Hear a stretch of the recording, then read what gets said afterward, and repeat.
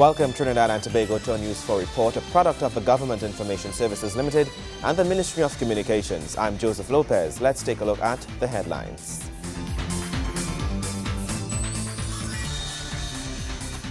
St. Vincent and the Grenadines Prime Minister extends passionate thank you to Trinidad and Tobago for assistance granted. Ministry of Planning and Sustainable Development launches the National Performance Framework and Annual Report for 2013. And part 2 of our special feature, Enhanced Security Initiatives with Latin America.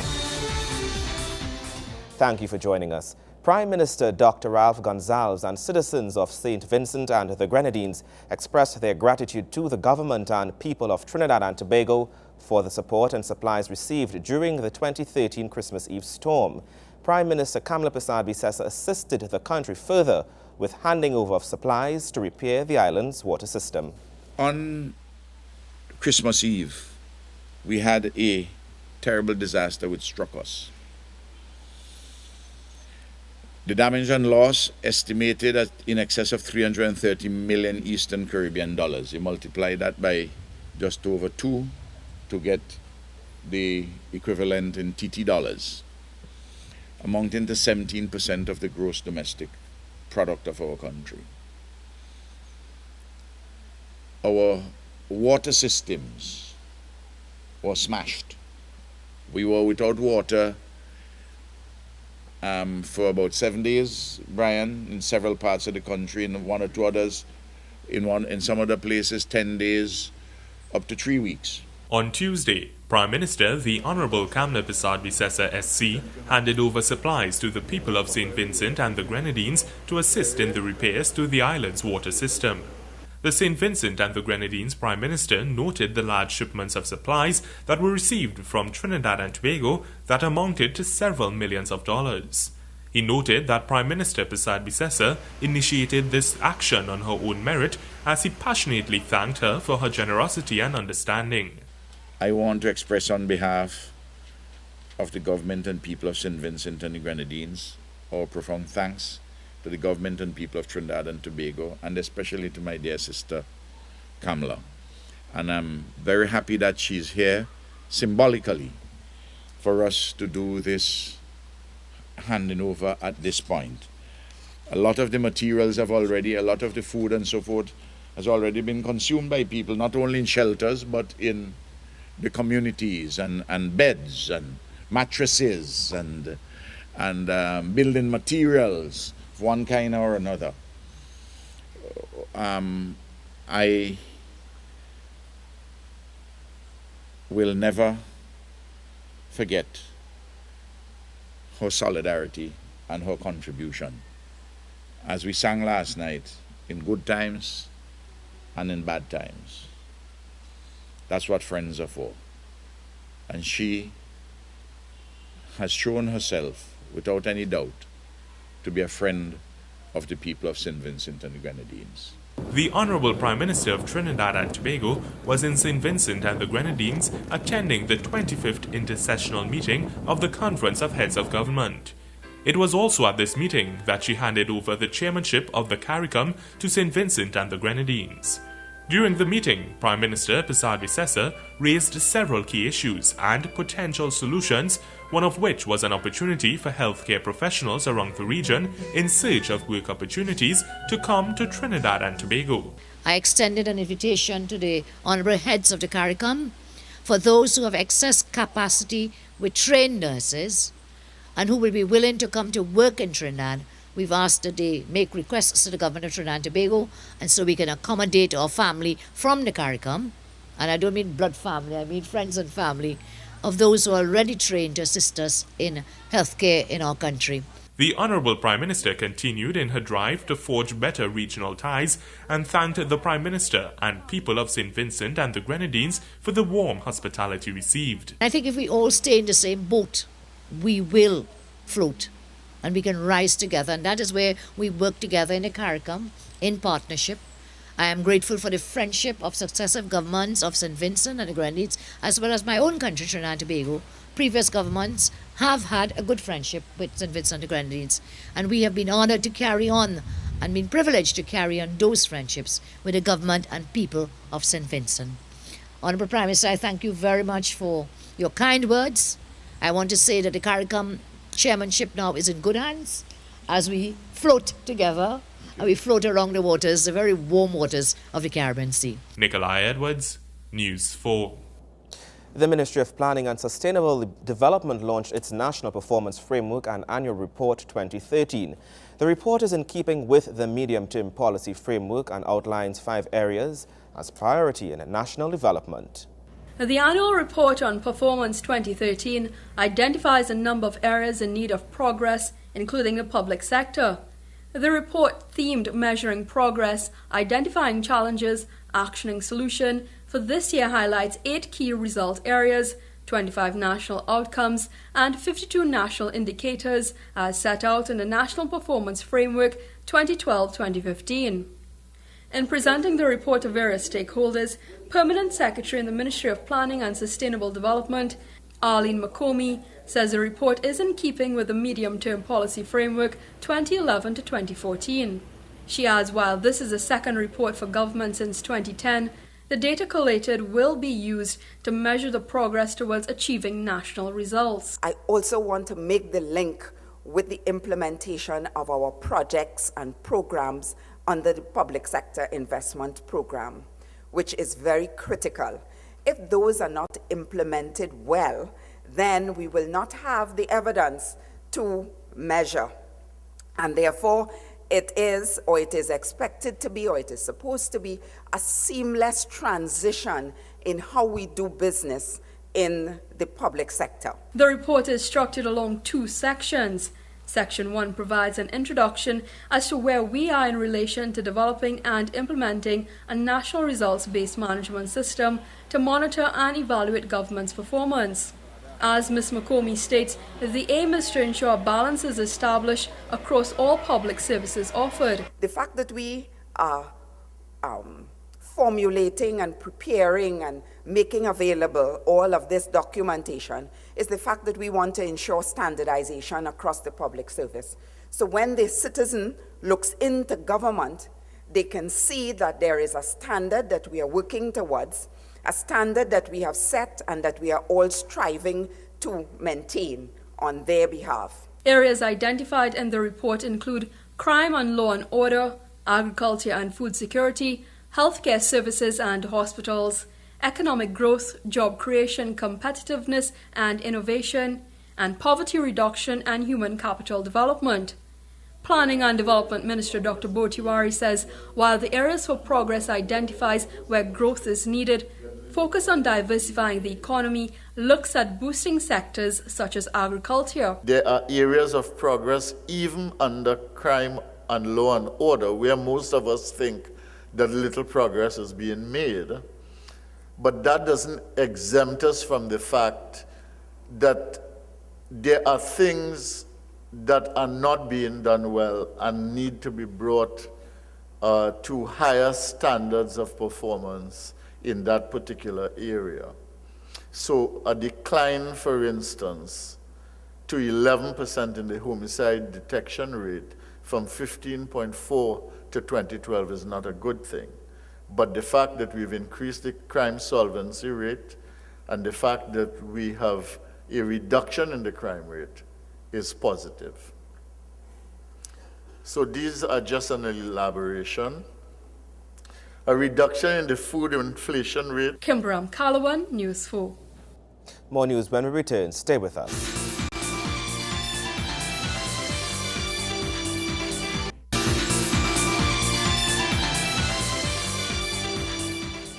Welcome back. Tobagonians awaiting treatment for cardiac illnesses could breathe a sigh of relief as these treatments will soon be carried at the Scarborough General Hospital.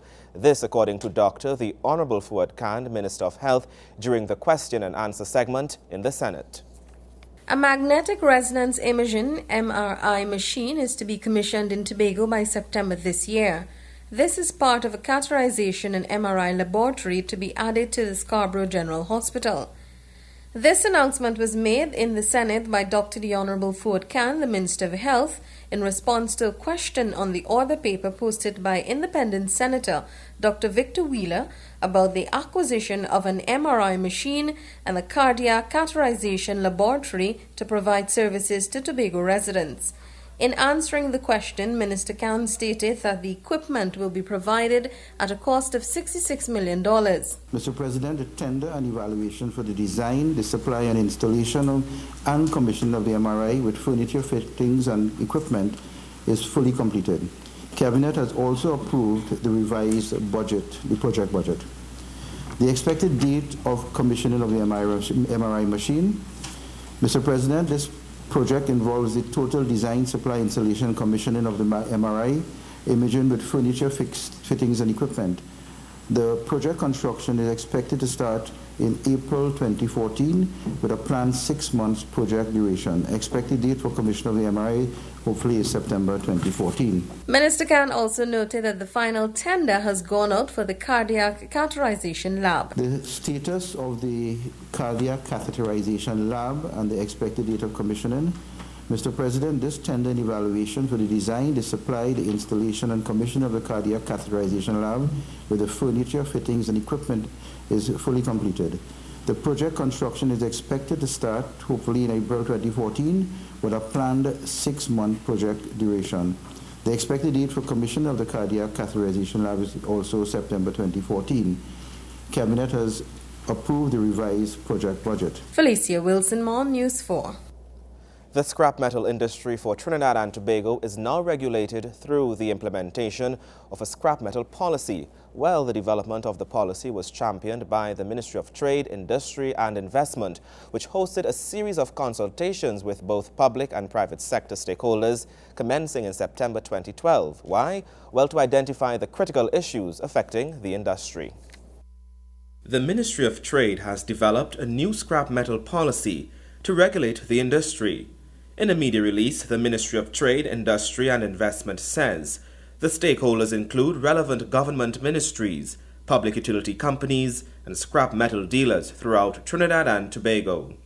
Mr. Alan Ferguson, president of the Trinidad and Tobago Scrap Iron Dealers Association, expressed support of the policy, stating that the Trinidad and Tobago Scrap Iron Dealers Association has read the cabinet-approved policy and agrees on some of the recommendations that were presented, and we are willing and ready to collaborate with the ministry and interested parties to rectify other issues. The overall objective of the policy is to strengthen the existing regulatory framework, taking into account international best practices and unique national circumstances in order to adequately address the problems plaguing the scrap metal industry.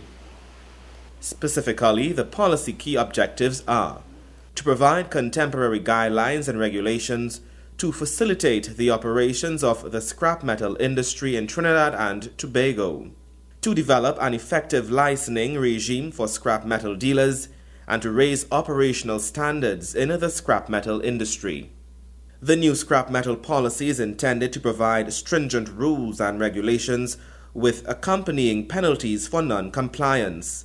This policy, supported by the pending amendment of the Old Metal and Marine Stores Act 1904, is considered to be the catalyst necessary to successfully advance the growth and development of the scrap metal industry in Trinidad and Tobago. Mr. Randall Karim, Director, Policy and Strategy, MTII, underscored the importance of the policy implementation, stating that, in keeping with the government's thrust to diversify the economy and to assist in building on non-traditional sectors, the ministry and its stakeholders have seen the urgent need for a policy to be developed to regulate the scrap metal industry, which has evolved well beyond the framework of the Old Metal and Marine Stores Act of 1904 that governs the trade of scrap metal in Trinidad and Tobago. Some of the issues revealed at the consultation were unfair competition, proliferation of illegal scrap yards, and outdated Old Metal and Marine Stores Act of 1904, scrap metal theft, money laundering, concealment of illegal firearms, and lack of enforcement of health and environmental standards, insufficient criteria for granting license, lack of inspection and certification, inadequate monitoring system, and health hazards. The completed policy follows a series of public and private stakeholder consultations hosted by the ministry since 2012, including public utility companies and scrap metal dealers. Sport news when we return.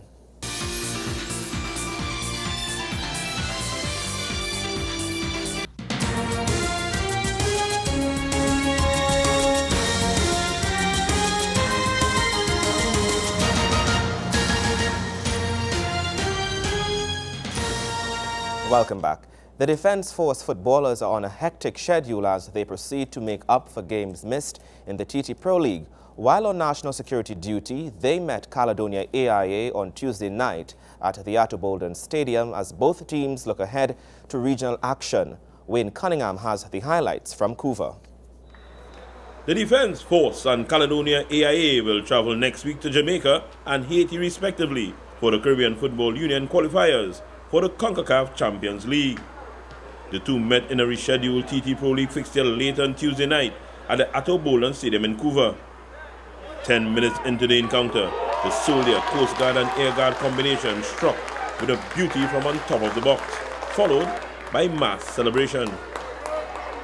The Mohawked Josimar Belgrave makes it 1-0 by curling a shot out of the reach of Chemian Louison with two defenders in attendance. Belgrave was looking for more, but the Grenadian keeper was up to the challenge and kept the score at 1 to the break. Caledonia looks a shadow of the team which has qualified for 2 consecutive CONCACAF Champions League berths.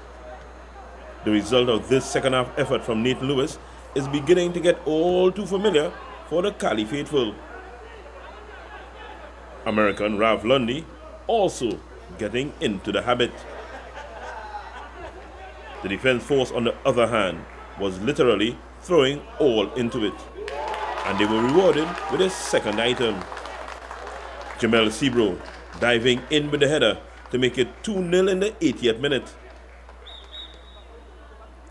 That was all the scoring in the match. The Defence Force showing the grit needed for regional competition. But as Jamal Shabazz met fellow ex-national goalkeeper Ross Russell after the match, he must be worried about the CFU contest. Wayne Cunningham, News 4 Sports.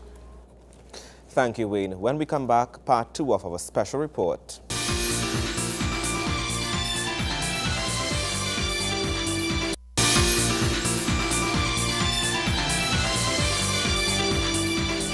Thank you for keeping it here. It's now time for part 2 of our special report from the Ministry of National Security's Enhanced Security Initiatives with Latin America.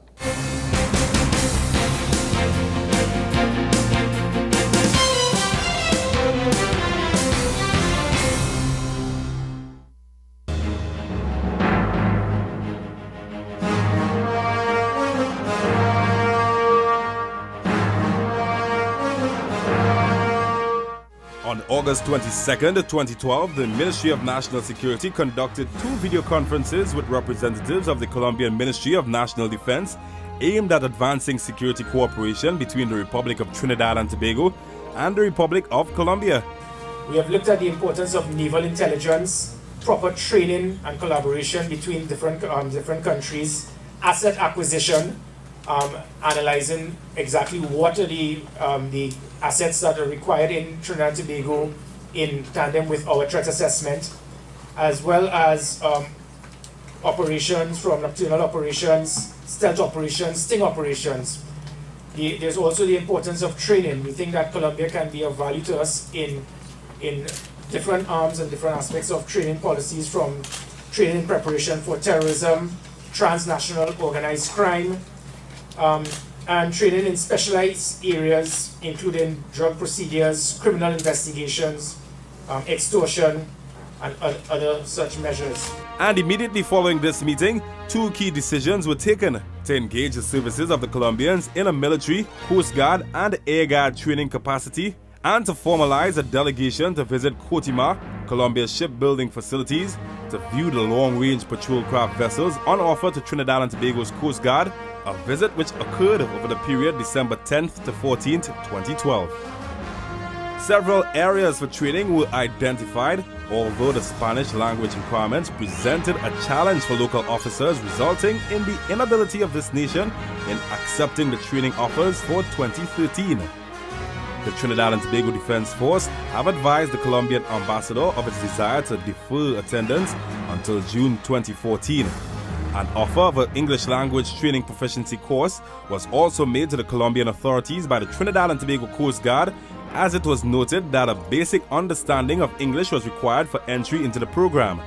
The parameters of this initiative are still to be clearly delineated and transmitted to the Colombian officials, and discussions to this end are ongoing. In February 2013, an official delegation from the National Security visited Colombia to advance discussions on the twin issues of police cooperation and training between Trinidad and Tobago and Colombia, which resulted in a revision of the police cooperation agreement to include cooperation to combat money laundering, trafficking in nuclear materials, radioactive, toxic, and hazardous controlled substances, and cyber crimes. The revised police cooperation agreement was forwarded to the Commissioner of Police for Trinidad and Tobago Police Service. On October 30, 2013, the Ministry of National Security of Trinidad and Tobago put forward key proposals to reactivate and consolidate cooperation among these key international partners in accordance with the revised police cooperation agreement and the bilateral security agreement. The ministry aims to use this collaboration alongside other redeveloped policies to overcome many of the challenges that continue to undermine the effectiveness of both our police service and defense force.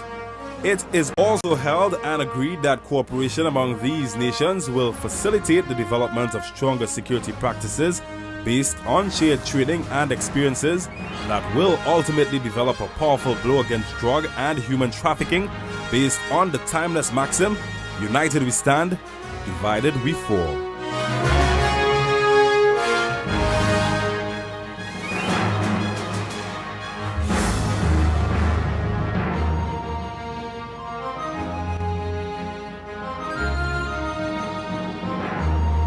And that's how we wrap up this edition of our News 4 Report, a product of the Government Information Services Limited and the Ministry of Communications. I'm Joseph Lopez. Thank you for watching.